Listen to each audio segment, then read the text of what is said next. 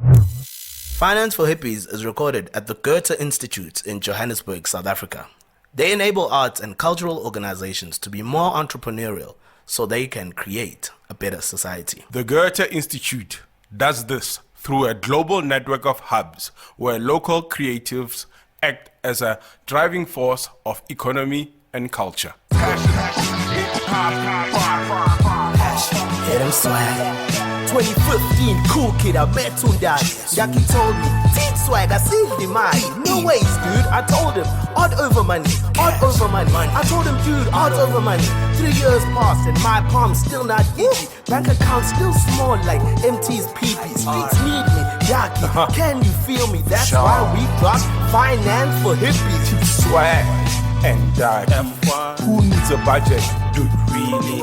Finance for who? Sounds silly. As I think about it, my credit cards are through the ceiling. You don't need a loan. I'll pay you back. Sasa's kicking in on the 15th for sure. What's up? Are we? It's a bit weird starting so late to me. Like usually it's what the hell are we doing? Okay, cool. Just someone who can go. We're good.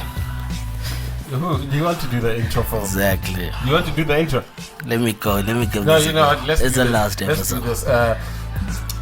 You do an intro, I do an intro, and the people vote as to who has the best intro in the finale. Alright. This one we must have boxing clubs. Yeah. So this is the intro competition.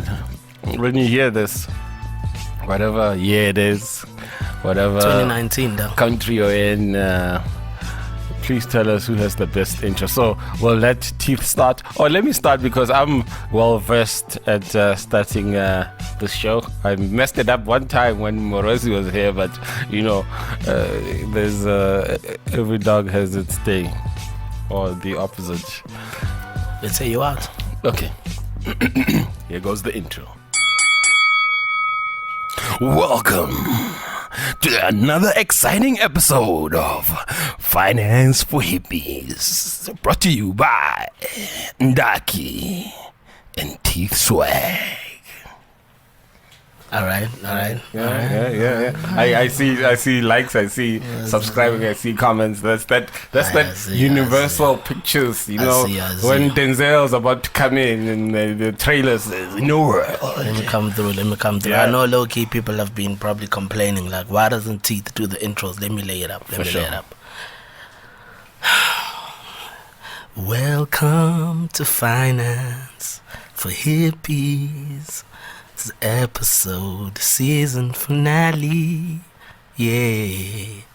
So you see what I'm saying? I just gave us, I made a musical. Imagine if every episode we started it musical. We got, we got into our feelings about it. I think that would be hard now. I think I'm hotter than you, man. You went in the Drake way, man. I went in Ndarkie, let's the Wu-Tang way. No worries, Ndarkie. Let's what are we actually drinking? Let's get into the story. Let's get deep. It's the season finale. Where you at? What are we drinking today, man? So today we walk into a bottle store, prepping for a show.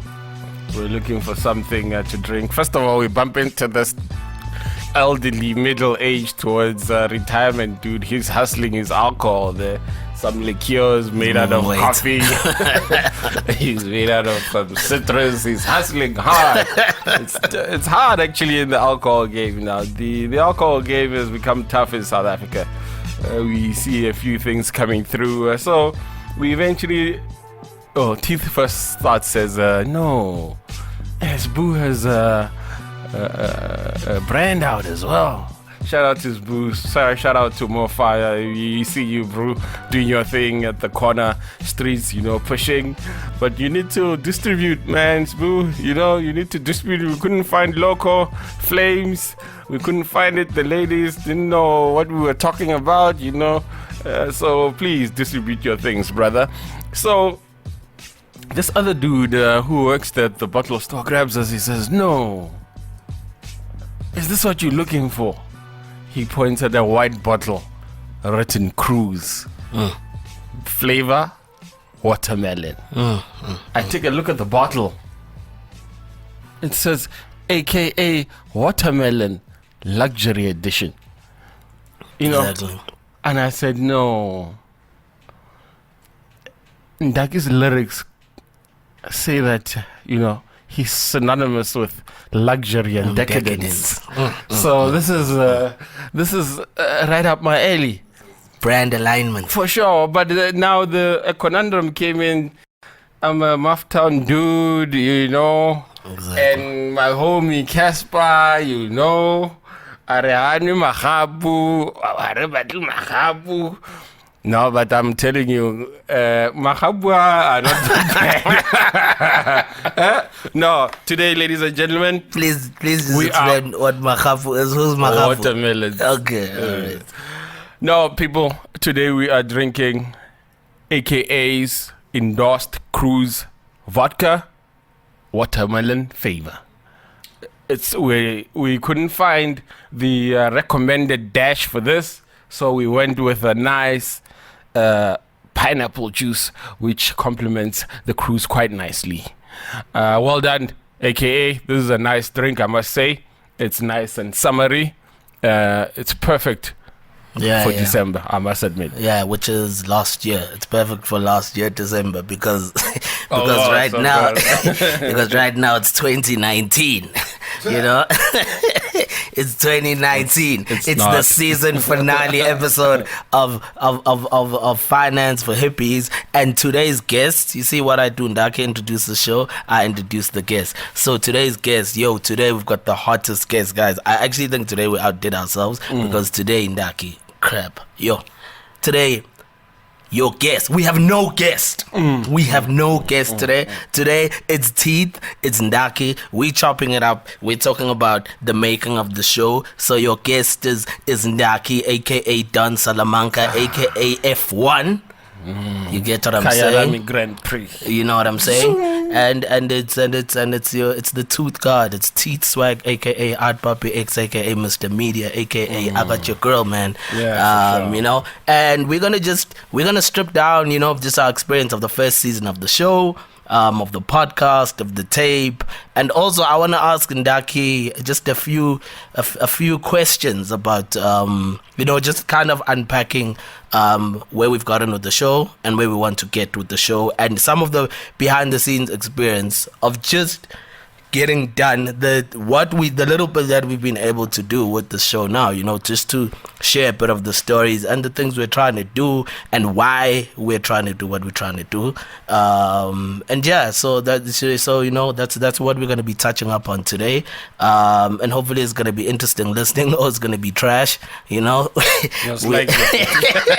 You know, but also, you know, just to kind of strip it down, man, and you know, get you a bit prepared as well, man. Maybe you want to put out your own podcast out there. You think cause Teeth is fire, you think cause Ndakie's out here, he's doing his thing, you know, because Ndakie's the B player and Teeth is the A player in this team. But you know, you need to figure out, so maybe we could drop some jewels, or maybe you'll learn, you know, one or two things about like what's been going on. But I genuinely just want to ask Ndarkie mostly about his journey into becoming an artist, into getting into the art world and mixing it with his own world, and whatever Ndarkie wants to ask me. So yeah, Ndarkie, that's what's happening today. And now, people, personally, how I see this episode, I'll be interviewing an artist, the only artist I know personally. TeethSwag. My first question to Teeth, I'm jumping in straight. Yo, Ndarkie. I'm jumping in. All right, cool, let's go. Teeth, how did you come up with the name TeethSwag? What does TeethSwag mean? Jesus Christ, Ndarkie. We could unpack so many things, but it's quite simple, man. TeethSwag, the legend of TeethSwag, the truth behind TeethSwag is like when I was younger. Nah, it's too emotional. I was quite self-conscious about it. Dog, like when I was young, it's like I had a small teeth, and then I had a small head, and then my teeth just exploded. They came out of nowhere, you know. So then, like, I had to grow into it, and then, you know, I used to catch a bit of, you know, how kids are in the hood. Then you say, you what you're literally saying is that your teeth grew and you had to grow into them. Grow That's into what, them. that's what the one doctor told me, dog, in grade 5. The doctor, because like I was about to get braces and stuff, and the doc was like, nah, son, he'll grow into these teeth. I was like, all right, doc. I thought doc would have thrown me a fair one. He was like, nah, this kid don't need braces. He's gonna grow into these MFs. And then yeah, man, and then like niggas would come at me in high school, if I'd get teased and stuff. And then I don't know, man. Then in varsity, I hit a little bit of a hot streak, just as a person, man. Just like What I don't hot know. streak was this? No, it's just like I got friends and I was doing fun things, so maybe I became more confident. Were in you myself. popular in high school, Teeth? No, I was not. It depends, man. I don't think I was a public guy. I was full of shit in high school, man. I was full of shit. But socially, you did well. No, man, I had good friends, man. I was a small guy, so I had to hang around with bigger guys, and I had to talk crap. And Yeah, no, you were the funny dude, and you attracted muscle to protect you. that's actually a very smart way to look at it. That's actually a very smart way to look at it. Yeah. But yeah, man. So like, then I got to varsity, and then I was just like, I was part of the newspaper team there in varsity. Teeth went to UKZN, isn't it? Exactly, man. Let me wrap it up. This is what you do to our interviews. You just cut them up as they them go. up. This is how it feels on the other side, nigga. No, go in. And then what happened? No, Mattisburg, basically. I believe. Mattisburg. Shout out to Mattisburg. UKZN Mattisburg BNB. has the used to have the most beautiful ladies out there in the whole of the campuses. Straight except beautiful. for DUT, of course, which No, was straight fire. Straight beautiful woman in BNB, man. But yeah, then basically, I don't know. I was just like, then I was like, nah, I'll just create an alter ego called TeethSwag, because of something maybe people used to diss me about, but then I just thought it was funny as well, man, because it's like, and which other rapper out there is calling themselves TeethSwag? Name me one. No self-respecting rapper would call himself TeethSwag. Can I say? So, but then it just stuck, man. And then like we made jackets for like the newspaper team, and then I got a TeethSwag, and then it just like stuck. And I don't know. It always just like, I don't know. When I think about it, it made me laugh, and it made my friends laugh. So then the legend began, man. Then I became a legend on the streets. I started rapping homeless people. These videos are all up online, man. Taking battles against homeless people, taking battles against employed guys, just like anyone can catch a bar from Teeth. Anyone, anyone. And I built the repertoire. The legend became, then I started going international, and the legend began, man. No, Teeth is international now. I will reiterate. Most of our listeners are international. We're big somewhere in Scandinavia. We're actually hot in Nigeria, dog, right now. Well, our most listens came from Nigeria in the last week. But Shout that's out the to my story of Nigerian Teeth. brothers. We see you out there. That's Invite the us story out of to Teeth. go record an episode there. We'll gladly come. Okay. Gladly come. That's the story of Teeth. Let me burn one for you. Ndarkie. Okay, cool. So Ndarkie, as we chilling here, finance for hippies, right? Ndarkie, you've got a good career. You're doing okay. You've got a good career. You've got a good, system-wise. You got a very good career, man. You've worked hard. Why are you doing this, bro? You don't need to do this. Why are you? You have a career. You have a government name. Why are you doing finance for hippies?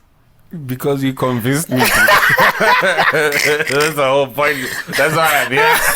Because you told me this is a good idea, and I'll be hot. No, but I think for me, it's actually quite interesting. I'd say 2019, specifically around this podcast. Okay. It revealed a different. When you're boxed in, when you're in the system, you see the same thing day in, day out, day in, day out. You tend to think, this is the only way of life. Since I really started with the podcast, doing this, you actually find out that people actually earn a living and do other things other than the normal 9 to 5, 8 to 5, So why I specifically did this was to really find out how the artists live, how you live, Teeth. I mean, you are not in the system. You took the blue pill. You took the blue pill. You're unplugged, you know. But you jump into the system like Neo, going in, coming out, going in. But I find it fascinating to see how people choose to live their life. One way was one way how it happened was me going through this podcast process, which is the initiation. It's like it's don't stress. How Batman was initiated when he went into that hole there. And Bane told him, "No."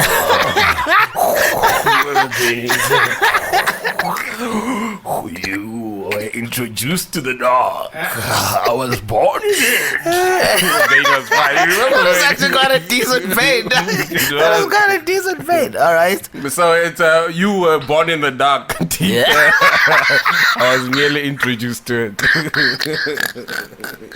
As a question. I'm sure I didn't even answer that question properly. I don't know, man. So I'm Morpheus and you're Neo. I'm the hot one. You're the old one. Exactly. All the honeys go for what's this called, man. All the honeys go for Neo, dog. All the honeys go for Neo. But like, okay, cool. So what? You got on board just out of interest, or no? Actually, in all honesty, I got in it for the mixtape. Okay. I've always wanted to drop a mixtape. I've always wanted to drop some hot bars. You know, I listened to a lot of hip hop majority, and then I heard a dude spitting some bars. I don't know who it was, but Teeth. I put out a lot of music earlier on in my career. But I remember saying, "Oh man, these are whack bars. How hard can it really be to come out to come up with some hot bars and spit it on a hot rhyme?" And I remember saying to myself, if I put my mind to it, I could really drop a hot mixtape. Okay. So only to find out it's actually a bit more harder than you think. if you saw last week's live stream or last year's live stream, it's a bit harder than you think. But I even think from that. So expectation versus so actually no, let me not go too far. My sister actually asked me a lovely question yesterday, which I struggled to answer. So you don't have to name a company, but she asked me, what do you then do, Ndarkie? What do you do like in your real world? Who, me? In the real world, exactly. Who, me? Exactly. What are some of the things that happen in Ndakie's life, like corporate work? Yeah. Actually, who's the other guy? Thabeng, not Ndarkie. Ndakie's so actually what squeezes. Ndakie's hot. I actually went to UKZN as well. I studied. You mentioned that for 3 shows now. If you've been following this, everyone knows this. It was a nice period of my time. It's not Harvard, Ndarkie. No. It's just UKZN. You can relax now. It's hard. Back then, it was actually the University of Natal. No, Ndarkie, you're alienating our audience, Ndarkie. Actually, it was. So it was actually the University of Natal, Howard College. Okay. So it was actually from a Mafeking boy going all the way to the coast. Okay. I found it was actually a very nice experience. But either way, I studied a bit of finance, actually accounting, then switched over to economics, and then I started off my career actually. Well, this is only the career I've built this far. As a treasurer, I'm a corporate treasurer. Okay. So what I that effectively means do, nothing to me. So what I do is I actually treasure, Ndarkie. Treasure comes from the days when people found gold. No, so what is a treasure? No, now I look at specifically 2 real key tasks of a treasurer: cash management. Okay.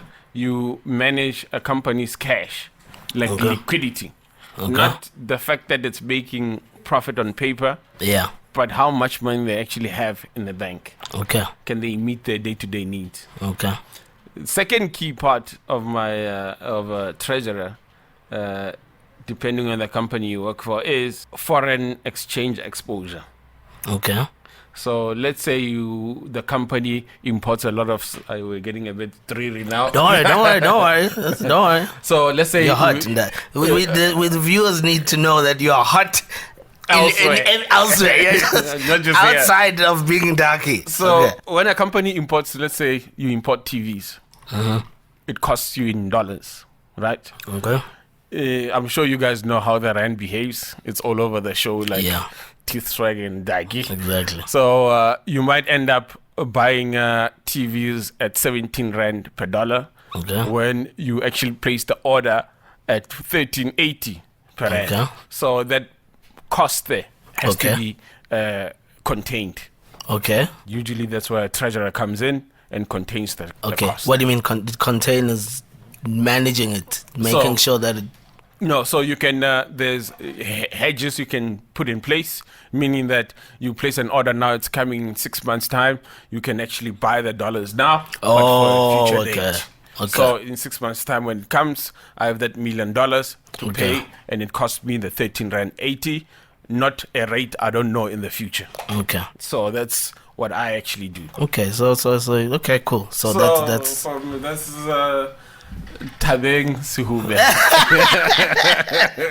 the man who makes his family proud of his achievements. Exactly. So that's me on a 9 to 5. But artistically, there was never a side to me, in all honesty, up until the show. What do you mean there was never a side to you artistically? Like I've never been Ndarkie before before we met. So what do you mean there was no artistic? Because I disagree with you from knowing you, but I want to know what you mean. Me personally, I think I've never had not even a chance. Let's not even put it in there, because I think people do have a chance. I never did it. I never expressed myself artistically. I've never picked up a pencil to draw a stick man. I've never sang along with a track when I'm mumbling. I've never tried any composing or any artistic effort. I've never actually done any artistic effort until now. Okay. So that is that's what this show actually brought to me. Okay. Here we go. We need to dash this mahapu. We apologize in advance for the... I'm sure you know the sound by now, listeners. This is the sound of happiness. So cool. So you weren't in the arts before this? No, not at all. And you weren't expressing yourself creatively before this? Unlike you, you were practically creative energy, just living. I guess so, man. We from what as far as I remember, we met at the exhibition that I did, right, in 2015. So the selfie one, the one that we met. The one that went viral. That was after it. That was. I don't know. I get confused. I get confused. But because I remember that the day that we met is we actually discussed this Ndarkie thing. We talked about it then. That very day we talked about the Ndarkie thing, and then I kept in contact. Like Sia, obviously Sia Kumala. Shout out to Sia, man. Shout out to Sia, man. I always tell him like, Sia, yo, I wouldn't have met this guy without you. But then you came to the show actually. But every time I remember after when I met him, like, because we wouldn't be talking much, but I'd always hit up Sia. I was like, yo, where's this guy? This guy's one of the funniest guys I ever met. I was like, this dude is hilarious. Where the hell is he? And then we talked about all this crap about doing a music video for Ndarkie, and we're talking about doing all that crap. But yeah, man. I mean, I was in that world. I was in the art world. No, you're heavy in the art world, right? Man, I was exhibiting, bro.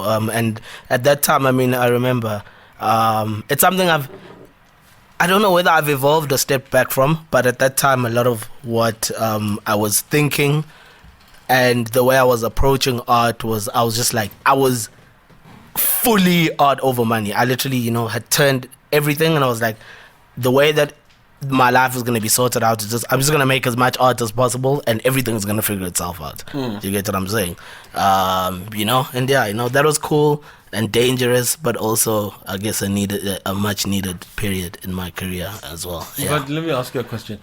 What would you say was the most challenging exhibition or artwork you've ever done? You've mentioned a few to me, but it seems like your portfolio is vast and very... Nah. I think the most challenging project I did was one that I did last year, which was a virtual reality exhibition. That was simply challenging on every front, man. Honestly, that's one of the things that made me realize this year that I have to change a lot of everything, because that was an exhibition which it was called I Make Harare, and we went to Harare. I sold the vision, and I sold the vision to people who then came on board and backed the project in whichever way that they did. So there was budget, there was funding for it, but it was just challenging, man, because this whole thing with art, even with doing this podcast, and I don't know why I'm so drawn to that, but every time you're trying to go to the next level. But that one was simply, the main challenge about that project was simply, I look at how much I lost from it, and I just lost. No, personally, I feel I lost a lot, You took an L for this song. You know what I'm saying? Yeah, man. I lost like the lady I was dating at the time. Because I was just under so much stress. Do you think it's directly related to that project? The stress of it. Last year being 2017. last year being 2017, by the way, because we're in 2019 right now. We're in 2019. One thing you'll realize about this podcast is it crosses time and space. It bends. Shout out to C-Funk, by the way. Shout out to C-Funk. For sure. But so there's a project that I did called I Make Harare, and it just took too much. It literally took everything, man. The friends around me just had to go too far to help me just do certain things. Like my girlfriend, I remember her crying on the last day. I had to do an interview at KFM, which I eventually I missed because things were just so all over the place. Just getting it done, trying to collaborate with somebody who's not in South Africa, and then you're working also creatively on a medium that hasn't been explored in the way that I was trying to put out an art project within virtual reality. You get what I'm saying? And most of the people who follow my work aren't really even art buyers. So now Mr. Media X is talking about virtual reality. Sometimes it's like friends come to just support because they know some people is doing just something that hasn't been done. But so it was so much, man. So just getting stuff coded the right way, and eventually I think the stress of it changed me, but I don't know. I never want to put a go through what my girlfriend had to go through with me during that time. My friends who had to come with me and help me put the project together. Creatively, I see now, obviously it was some kind of success because of just the things people come to me and want to do with me because of it. But it's also one of the things that this year, as much I've been creatively creating things, and this podcast is obviously a shared project that we're doing, that we're building together, but it got me to just kind of sit back and be Ndarkie, exhibitions are just hard. Making an art exhibition, going up to an empty space, filling it with your idea or whatever, and then having people to come and rate it and tell you how they feel about it, and it is hard, man. And I don't know whether it's because we artists and we take it that way, but that was the most challenging project, and the results of it got me to change everything, because I feel like I lost too much, man. I feel like I lost too much. Family members were stressed out, and you kind of stress everyone out so much because everyone wants to see you win, but that was a lot, man. That was a lot. No, sounds like it was a hell of a journey, man. Yeah, sounds like a hell of a journey. But one thing I know, Teeth, is that you keep pushing the boundaries. You always ahead of the curve. You know, you've been pushing VR when people didn't know what the acronym VR stands for. You know, we are now pioneering in the field of podcasts. I'm sure. And who's AR, harder than and AR. you know, it's podcasts, ARs, VRs. Man, we're all over the show. Who is hotter than us out there now? Podcast was. I don't know, man. Nobody's messing with her. I don't know. Nobody's messing with No, us, I don't know, man. Nobody's So messing you're with always ahead of the curve. The quality is always high. I'm sorry to hear that the cost for this specific exhibition was too high for Teeth to bear. I haven't done any exhibitions, man, and I'm kind of just chilled on them for now, though. But yeah. It's, man, exhibitions are hard. It's like musically releasing an album, but for an artist. Exhibitions are hard, bro. They're hard and dark. Especially solo shows. What did you study at UKZN? Visual arts and media and communications. But then, even that time, we had a company called Nje Just, which was a company. It's hard for me to explain what that company was because we found a way to fuck around and make money from it. That's it. We'd sell hot dogs. We did comedy shows. We'd go to people's parties and sell hot dogs there.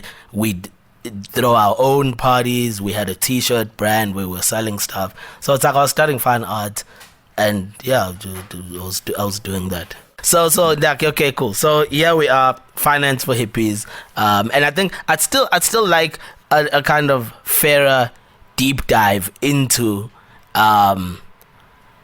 Here's the mixtape you want to put out.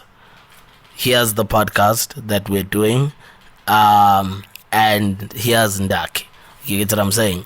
How have you found, realistically, honestly, how have you just found this first leap into the experience of doing a podcast? You're saying that you've never expressed yourself creatively. It's hard for me to believe that, because even when I met you, as I said, what I'd always say to Usia, I was like, that guy is funny, he's got a sense of humor. So already that just tells me that you already were a guy who just had a different way of thinking. But your current experience now, right now, you are in it. What's been your experience? Dude, I'll be honest with you.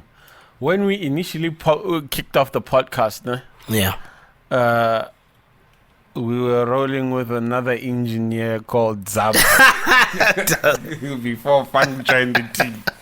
Shout out to Zab. I think she's somewhere in the UK last time I checked. Standing on us. Yeah. So I don't want to lie.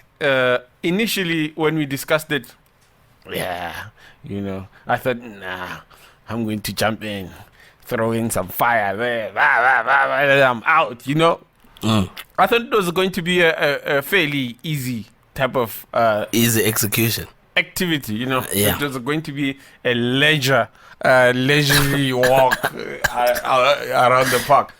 Far from it. First of all, we encountered sound engineering issues. It was sonically getting the sonic quality, the audio quality we wanted. That was proved to be a bit difficult to pull off. Yeah. If you don't know what you're doing. It's a combination of that. You get what I'm saying? Whether there were issues, not issues, it's a combination of us also not knowing what we were doing. And that must be hard on the person working with us definitely. as well. So for me, that was what the first episode took away from the artistic element that I thought I would encounter. I thought I'd come in, become some sort of a personality and be out. But in actual fact, people who are listening out there, it actually takes quite a lot of effort to get the final product to you. It has to be engineered, chopped up, sequenced, all sorts of things. It's all nice when you hear it, but there's actually work behind this. So this is not the work I was expecting when I was coming in. Yeah. So for me, in all honesty, episode 1, the first few episodes we've been recording for a while. We've recorded enough episodes to even be able to afford to throw 1 or 2 out. Exactly. So we've been at it. So for me, I didn't encounter that creative element off the bat properly, which I thought I was going to come in through. Yeah. I came in and then it's like I was at work. I mean, the conflict management. I need to resolve issues. There's costing elements. There's what? There's lots of issues. It was quite interesting. Yeah. I think it was only once we started doing probably a few episodes that now I could really see artistically where we need to be, what I need to bring into the table. Yeah. I mean, we started preparing way better for everything. We were clinical. Our styles were becoming more refined. So artistically, you could see where you are without being bothered by all these other elements that come in that we had to deal with. Yeah. So that was a bit of a journey. Yeah. Plus, we started throwing mixtapes in there. Exactly. I remember the first time I recorded, I was nervous. I have been nervous ever since. Ndarkie, you were trash. And I'm happy we've got it to the point where, not that you were trash. I'm not even saying like what you are writing, or anything like that, man. Like I'm a firm believer in creativity is just dopest when you're just doing it, man. When you're just feeling it, when you whatever. But when you're not pressurized, I feel that when you're not pressurized, then you're comfortable. You actually have to be comfortable with that. And I think you're just it's gonna take time, but you're just learning to be more comfortable. And you can't. There's no shortcuts with that. No, there's none. There's time we sit and you get what I'm saying. There's time we sit, and yes, there's things I think which are challenges for all of us, But I think one thing, as we keep saying, shout out to Funk, man. I think. I think like when we met up with Funk and set up our situation with C Funk, I think somehow already, I don't know whether it was an experience thing, just but I think even Funk was just, I don't know, managing your energy better, man. I think people we'd worked with before would get angry at you for like taking a while, and you get what I'm saying. Let me tell you something about. So when I was the first time I recorded the intro track, right? We wrote it here in the studio, and then I laid the verse here, right? Yeah. So I went to Sia, our common friend, and I told him, no, dude, it's the weirdest thing. Like something happened to me. Yeah. That has never happened. Someone said I was laying a verse, and someone said, no, I want you to be more confident when you're saying that. Yeah. No one has, maybe they have, but no one has ever told me to change my emotion like that. It's like me saying, I need you to be happy now. Yeah. Immediately. And I want to hear this happiness coming through a track. It was the weirdest thing. That is hilarious. So that's what the Zama said to me. He says, no. Yeah. I want you to be happy. I want you to be confident. Get in the zone. Get in the zone. Now I have to actually search my feelings for confidence. That was the weirdest thing. So eventually, you get in and do. But nervousness was kicking in. But after a while, man, you get into it a bit. You become less nervous, and I